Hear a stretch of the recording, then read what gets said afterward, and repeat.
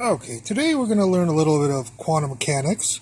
We're going to derive Schrodinger's equation for wave functions. So let's get started.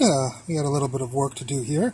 What we're going to do first is actually assume a solution. We do that sometimes in differential equations where we'll assume solutions. There'll be two constants in here, P for momentum of a particle and E for the total energy of the particle. So as we do in differential equations, whenever we assume a solution, our job is basically to get rid of the unknown constants by writing a differential equation for this solution. So let's get started here. What we'll do first is we'll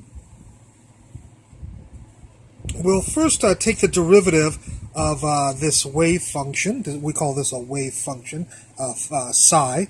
Let me go through this. This a is a constant. I is imaginary, the square root of -1. H bar here is Planck's constant divided by 2 pi. P, as I said before, is momentum.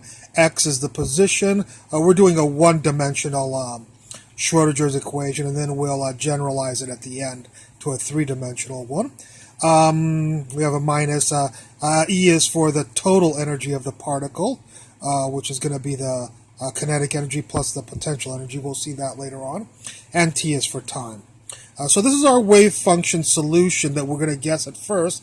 I'm not going to go too deeply into why we guess this. Basically, it has to do with it's very nearly the same format as electromagnetic wave. But I'll leave it at that because we don't want to make this lecture 2 hours long.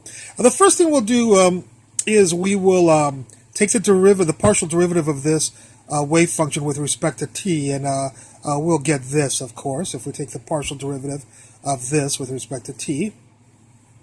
And the next thing we'll do is we'll notice that all of this stuff right here is actually the original thing. So I'm just going to take psi here and take all this out and put psi inside there, substitute psi inside there. And so we'll get, there's psi right there, and there's all this stuff is sitting right here.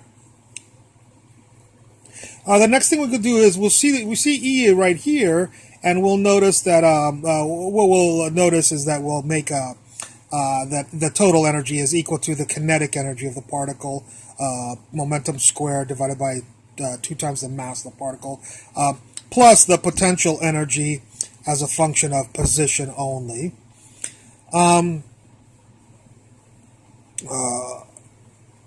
After that, we'll actually plug this in for E right here. So that will take us to step 5 over here. So here's our psi t right there. Psi will leave alone. The negative I over h bar will leave alone. And then right here for E, we'll plug in all of this stuff in for E, and there it is right there. Okay, so psi t becomes this right here. The next step we'll do is we'll go back to our step number 1 here, our assumed solution, and we'll take 2 partial derivatives with respect to x. And if you take 2 partial derivatives of this with respect to x, I'm not here to teach you partial derivatives. I assume if you're studying quantum mechanics, you know you've taken calculus 3 and know how to do partial derivatives. But 2 partial derivatives of this is psi xx, of course, denoted.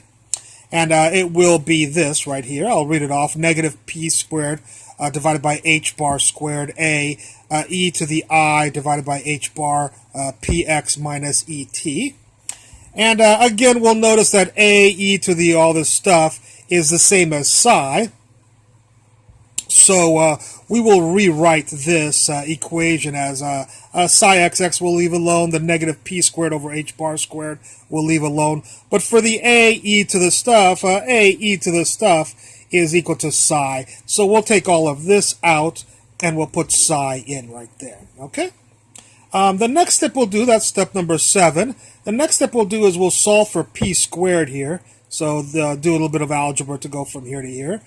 P squared is equal to these people, if you do a little bit of algebra there. Now we'll go back to this equation in step number 5. And right there where there's a p squared right there, we're going to be popping these people in for that p squared. So I've also distributed this out, multiplied all of this out. In for, I'm sorry, the first thing we'll do, we won't plug this into there. Actually, I decided to include an algebraic step to make things a little bit easier for you to understand. I distributed this out here, and we get this psi t right here. If you just distribute these two things times this island, and these two times this island, we'll get this right here. Okay, now we'll take p squared, which equals these people, and there's a p squared right there. We'll pull that p squared out, and we'll stick these people in. So there's the negative I, 2m, h bar, psi. There's the psi right there. And then in for the p squared, we put a negative psi xx h bar squared over psi. Negative psi xx h bar squared over psi. That person is right in there, was plugged in for p squared. We did nothing with this island over here. Okay? So psi t was this. We distributed out, we got this, we plugged p squared into for this, we got this for psi t, and this is actually Schrodinger's equation. It's just it's very messy. We'll do a little bit of algebra here. The first thing we'll do is, of course, we'll cancel out the psi's right there, and we'll cancel this with one of those right there. And we'll do a little bit of algebra to this. I won't go into all the 10 steps of algebra or whatever, but basically this equation becomes this equation right here, which is actually Schrodinger's equation in the conventional format right here. There's Schrodinger's equation right there. One thing we'll notice about this equation that's different than most other mathematical partial differential equations in mathematics is this equation, which is called the time dependent, because there is a derivative with respect to a partial derivative with respect to t of psi. It's the time dependent Schrodinger's equation, that is the I here doesn't appear in most partial differential equations of mathematical physics, for instance, thermodynamic or electromagnetic, or of course gravitational. So quantum mechanics develops quite a different partial differential equation than most other things. As one more comment, we derived this for a one-dimensional motion, but it's very easy to transform this from a one-dimensional to a three-dimensional, at least in a Cartesian rectangular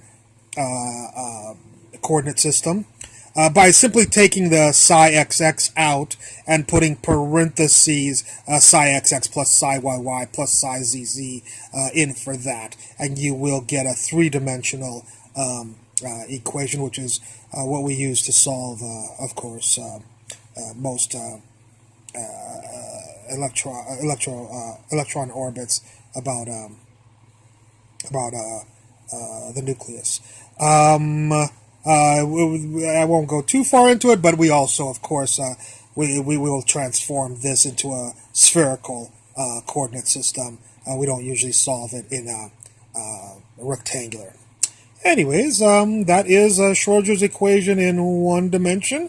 If you plug this into here, you'll get Schrodinger's equation in two dimension, and that will be the time-dependent Schrodinger's equation.